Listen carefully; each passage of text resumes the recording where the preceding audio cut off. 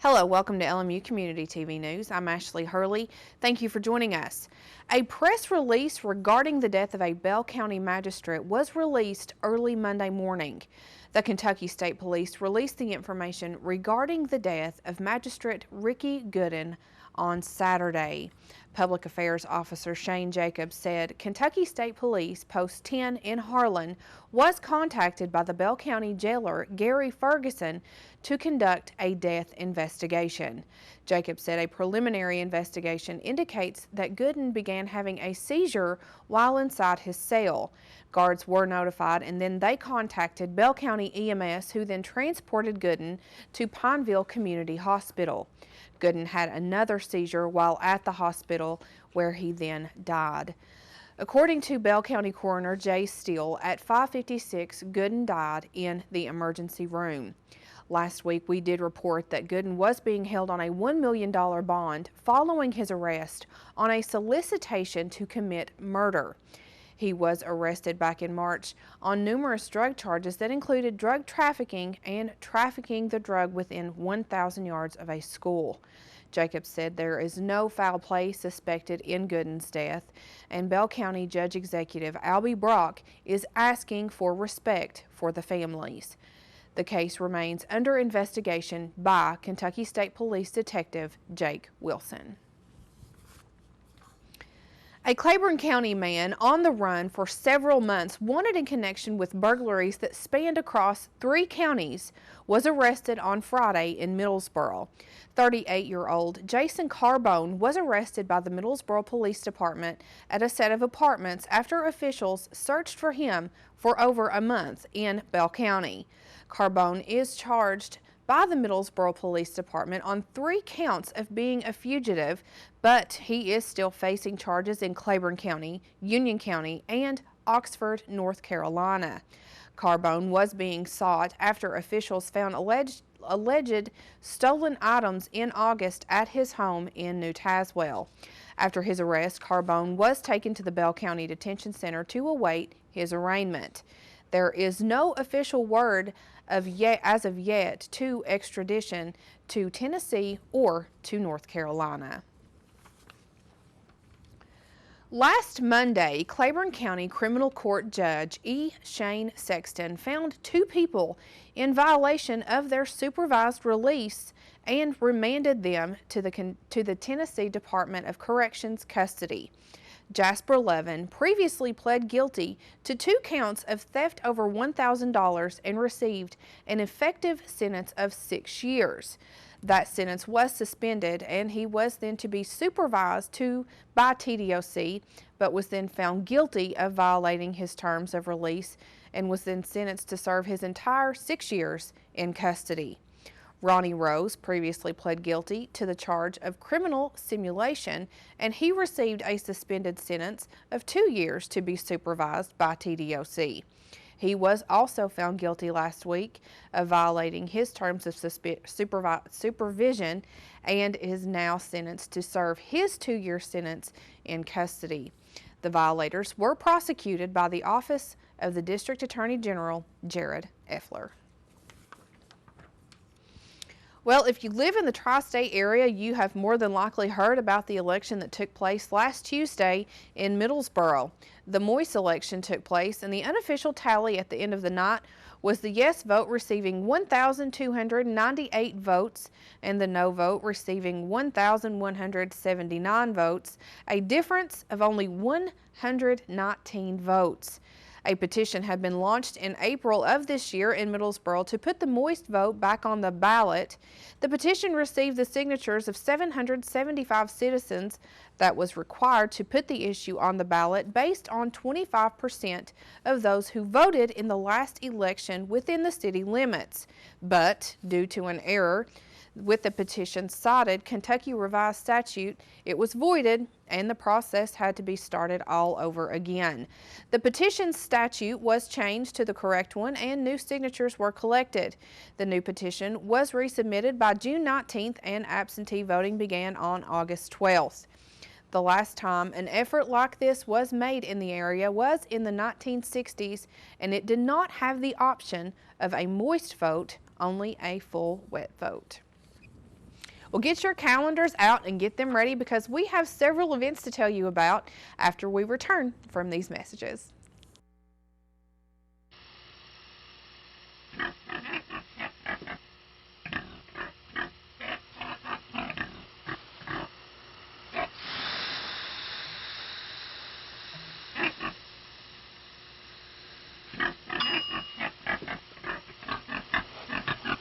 Cook foods to the right temperature using a food thermometer. 3,000 Americans will die from food poisoning this year. Keep your family safer. Check your steps at foodsafety.gov.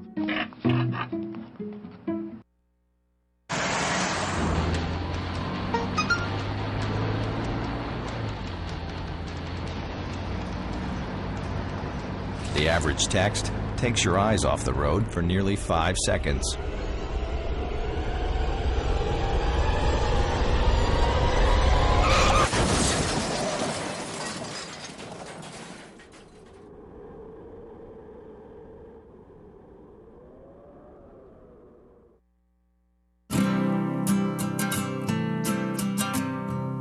Every day across America, excess food is gathered by a network of good people at local food banks, giving hope to millions of children who struggle with hunger.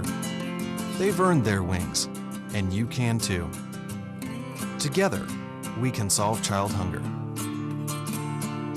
Support Feeding America and your local food bank at feedingamerica.org.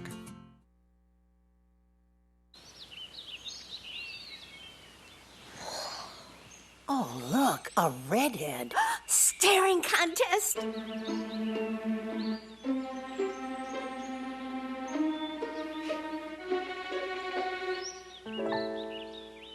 You still got it. I know. Come alive with the forest. The dad was cute. You were looking right at us. Visit discovertheforest.org to find a forest near you. Welcome back. The discovery of a new species of human relative in a cave outside of Johannesburg, South Africa was announced 2 weeks ago at the University of the Witwatersrand and the National Geographic Society and the South African National Research Foundation. The finds are described in 2 papers published in the journal eLife, one of which was co-authored by one of LMU's anatomy professors. Here to tell us more is Dr. Zach Throckmorton to explain his involvement in this project. So it was really great to see so much media attention, but I think one of the most important things about what we've done is that not just in changing the way that the paleoanthropological scientific process worked, and we did it open, we did it collaboratively, we were very inviting, but the way that we published our material. Typically, major scientific discoveries are published in either Science or Nature, which are the 2 most prestigious scientific journals in the world. But unfortunately, they operate with a proprietary publication method in which you must pay, or the institution that you're a researcher at has to pay them money to be able to access the work.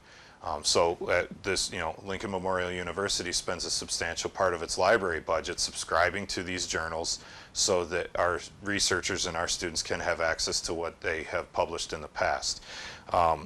That is the older way of doing it, and now with the development of the internet into what it is, there are now journals that are called open access, where instead of the journal charging everybody to look at it, the journal charges the authors to publish and then makes it freely available to everyone else. And we published our major papers in the journal eLife, which is a new, relatively new journal. It's only a couple of years old, that was founded by a Nobel Prize winner named Randy Sheckman, who believes that it is important to be able to share science with everyone and not just with people who can afford to have access to science and nature. And so we have published our journal articles on eLife, and if you go to elifesciences.org or just Google eLife, the articles will come up and you can read them and you can see everything that we've done, and you can see some spectacular pictures. And anybody with access to the internet can do this, and we are very proud and very happy that we're able to basically say, hey, if you want to see exactly what we did, go to ulifesciences.org. Rather than saying, well, it's really only available to people with PhDs who are at research institutions and universities and colleges, in which someone who's in the interested public, or even like high school biology teachers who want to use it with the material with their students, or high school students, or even younger students than that would never be able to have access to this, and now they do. Yeah. Okay, this came to my Sure. when you were talking. Last night I was actually watching Nightly News with Lester Holt, and what he said was it's possible that this is going to change everything in the way that we look at. I think the way that we look at human evolution, or human history. I will tell you right now that I appreciate that enthusiasm, and I will be perfectly blunt in saying no, it will not change everything we know about human evolution. It will, as we have many, studying human evolution and studying the human past is kind of like having a puzzle, and you don't have all the pieces, and you don't know what the picture on the top of the box looks like. All you know is that some pieces seem to fit together in certain ways. And from that, we try to get a better understanding of what's happened. And I think that one of the beautiful things about science is that for every question that you answer, you inevitably end up raising more questions. And then you go and answer that. We will be finishing up this exciting discussion with Dr. Throckmorton this weekend on your LMU Community TV Weekend Edition. And don't forget, the announcement will also be featured on the cover of the October issue of National Geographic. Well, the Abraham Lincoln Library and Museum will host celebrated Abraham Lincoln biographer Dr. Ronald C. White, Jr.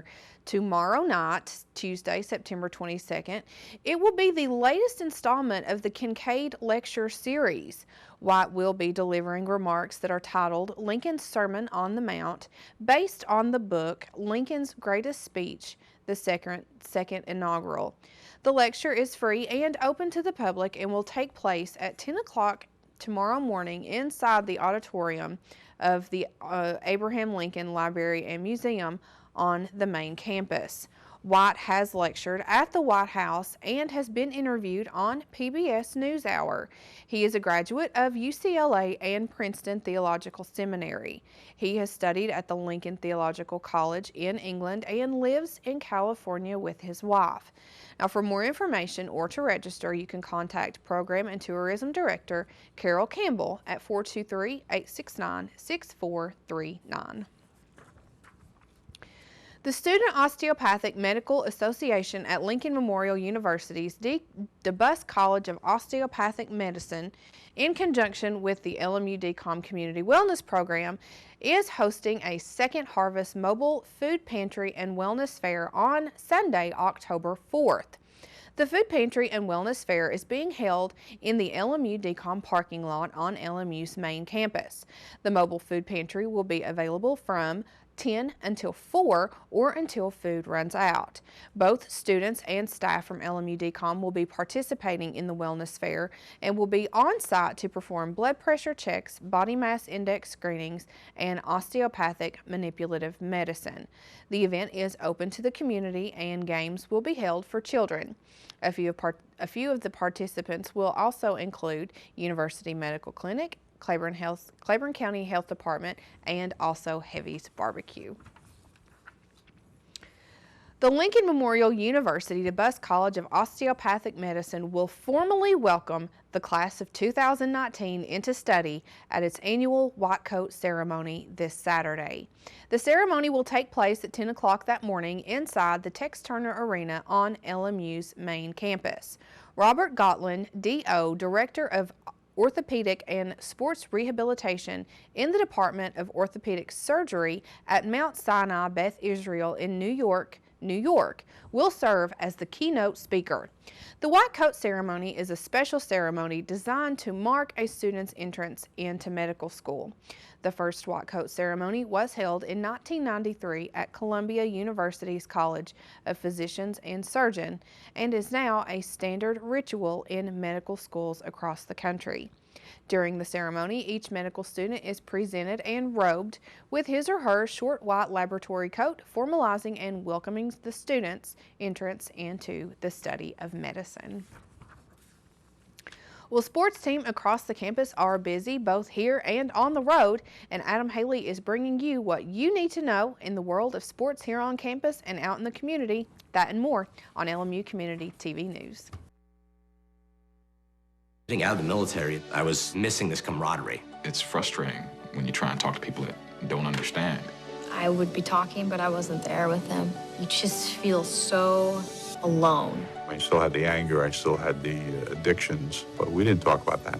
Came to a point where it's like, okay, I really need to talk to somebody about this. Family more or less encouraged me, go to the VA, you're a veteran, see what they can do to help you. When you have family, friends, when you have the facilities like the VA and the vet center, it gives others encouragement to keep moving forward. It's okay to go get help. It's okay to talk to people because it takes true strength to ask for help. Talking with other veterans was the best method for learning the roadmap to success. Hear veterans' real stories of strength and recovery at maketheconnection.net.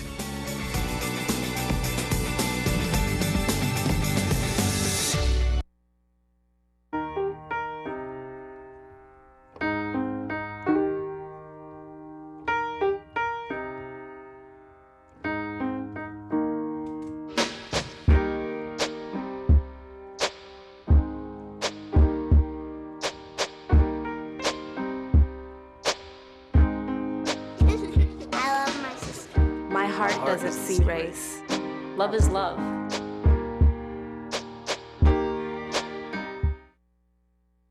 Cinderella found the pet that fits her perfectly. Tiana gave her pet the royal treatment. Belle found beauty where no one else did. And you can too. Share your heart. Share your love. Bring home your forever friend. Make a shelter pet part of your world. Happily Ever After begins at theshelterpetproject.org. Welcome back. The LMU volleyball team was on the road this past weekend for 2 South Atlantic Conference matchups. On Friday, they were in Charlotte, North Carolina to face the Queens Royals. The Lady Rail Splitters came out of the gate hot, taking set 1 25-17. Sets 2 and 3 were closer as the Royals woke up and pushed LMU to the limit. Queens hit 316 and 238 in sets 2 and 3 respectively and won them 25-22 and 25-23. With their backs against the wall, the ladies came out but couldn't put up a fight, connecting on only 2 kills in 24 attempts, and the Royals shut the door 25-17. Kiera Holland led LMU with 13 kills. On Saturday, the ladies traveled to Salisbury, North Carolina to face the Catawba Indians. The Indians and Rail Splitters battled back and forth, and Catawba took set 1 25-23. LMU went cold in set 2, hitting only .027 and fell in set 2 25-20. The Lady Rail Splitters fought back in set 3, taking the last 3 points to win set 3 25-23. LMU started strong in the 4th set, taking the early lead 11-3, only to see Catawba come back. LMU led 21-17 late in the 4th before the Indians went on a 9-1 run to finish off LMU 25-22 and take the match 3-1. The ladies will be on the road Tuesday evening in Jefferson City, Tennessee to face their arch rivals in the Carson Newman Eagles. On the soccer field, the LMU women's and men's teams had their home opener last Saturday when they played host to conference foe Queens University. The women started off the doubleheader and came out fiery and put up 16 shot attempts in the first half, but after the first 45 minutes, the 2 teams were scoreless.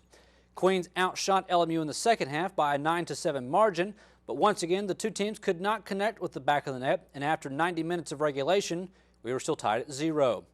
The 2 battled through 2 10-minute overtime periods, and when the final buzzer rang, the Royals and the Lady Rail Splitters had went 110 minutes, and neither team scored, ending the game with a 0-0 tie. LMU goalkeeper Catherine Lundy had 7 saves for LMU in the shutout. The men's game looked like early on it could go the same way as the ladies until LMU's George Byrne put one in the back of the net in the 32nd minute to give LMU the 1-0 lead that would stand through halftime. In the second half, the Royals got on the board in the 67th minute when Luis Campos punched one in after a goal save to tie the game up at 1. The two would go back and forth, but just like the earlier game of the day, this one too would go to overtime. The only difference was that this would not end in a tie. LMU's Victor Perez found the back of the net with a bicycle kick in the 92nd minute to keep LMU undefeated as they would win 2-1. Both the men's and women's soccer teams will be on the road this Wednesday evening in Greenville, Tennessee, facing Tusculum. Now let's take a look at the high school football scoreboard from last Friday. Our Old Town Grill game of the week was not lacking of scoring when Claiborne and Northview Academy got together for a regional matchup. The two teams went back and forth on the scoreboard, and when the dust finally settled, it was Northview Academy picking up their first region win in school history, 63-40. The Cougars unofficially outrushed Claiborne 426 to 238, and all 9 of Northview's touchdowns came on the ground.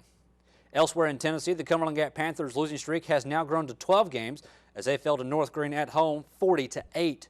North Green quarterback Tyler Stroud led the Huskies with 159 total yards and 4 touchdowns.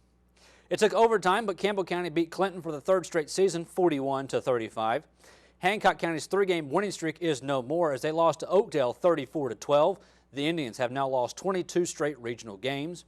Angelico is back to 500 on the season with their loss to Greenback 20-0. This game was called in the first quarter after a major power outage in Jellicoe, and the two coaches agreed to end the contest.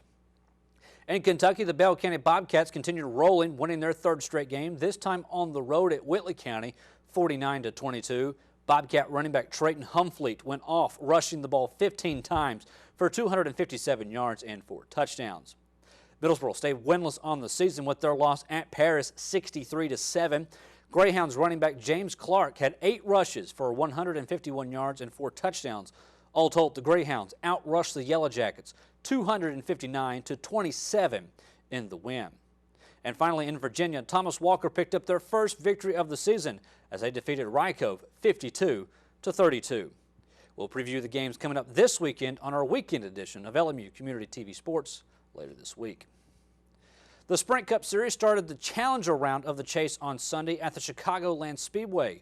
Mother Nature did most of the work earlier in the weekend, dumping around 9 inches of rain in a 24 to 36 hour window and washing out qualifying, giving the pole to Kevin Harvick.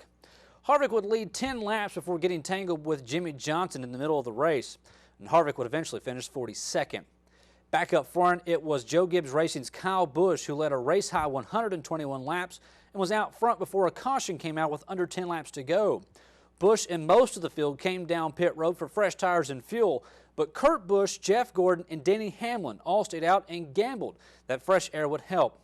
On the restart, Hamlin darted to the bottom under Gordon and eventually took the lead in the win. Hamlin was followed by Carl Edwards, Kurt Busch, Ryan Newman, and Matt Kenseth. With the win, Hamlin has locked his spot in the next round of the chase. Jamie McMurray, Paul Menard, Clint Boyer, and Kevin Harvick are currently in the elimination spots with 2 races to go before the field is whittled to 12. The Sprint Cup Series will be at New Hampshire this upcoming weekend. Now that's all for sports, but stay tuned. After this break, Joseph Lewis will let us know how new releases Maze Runner the Scorch Trials, Black Mass, and Everest did this past weekend when he brings you the box office report when we return on LMU Community TV News. She couldn't wait. She had imagined the day for as long as she could remember. The anticipation had been building. The shopping, the dress, the jewelry. Celebrating with her friends would be the sign that they had finally made it. Only she didn't make it.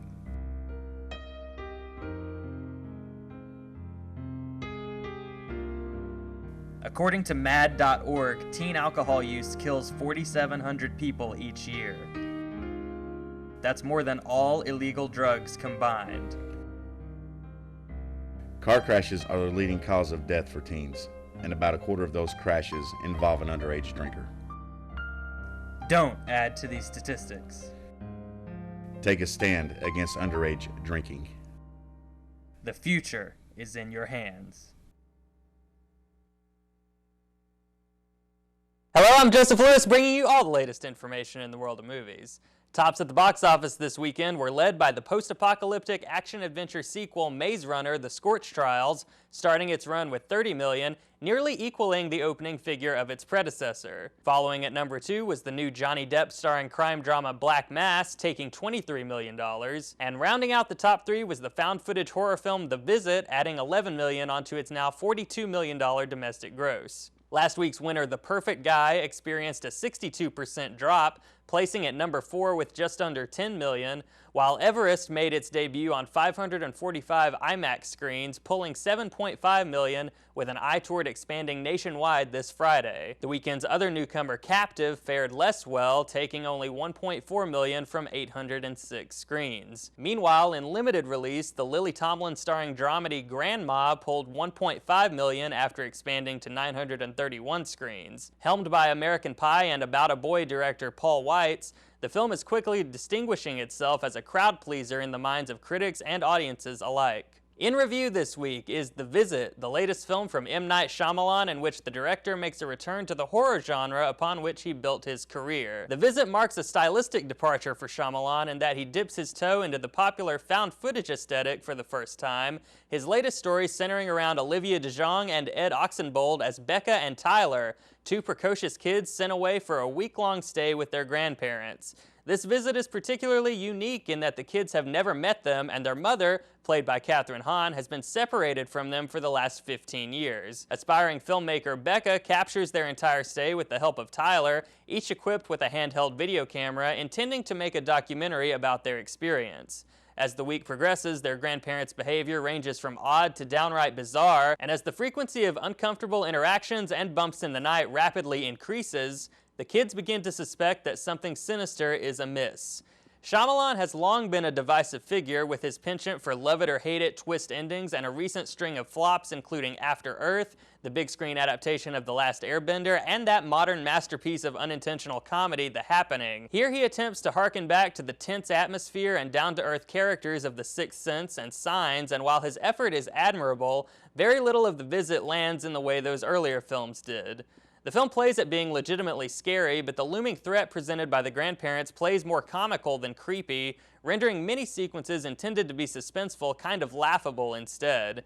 Here, as in most of his films, Shyamalan uses comedy to ground the characters and make them relatable, to mixed results.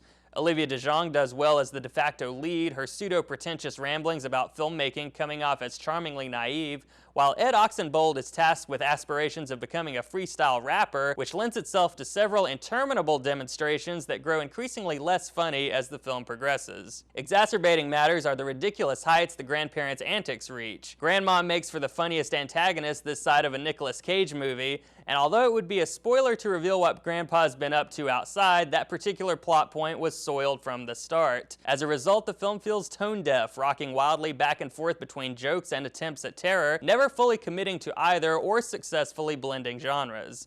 To the film's credit, its big third-act revelations work in terms of building tension, though the hoops the narrative has to jump through beforehand totally fall apart in hindsight.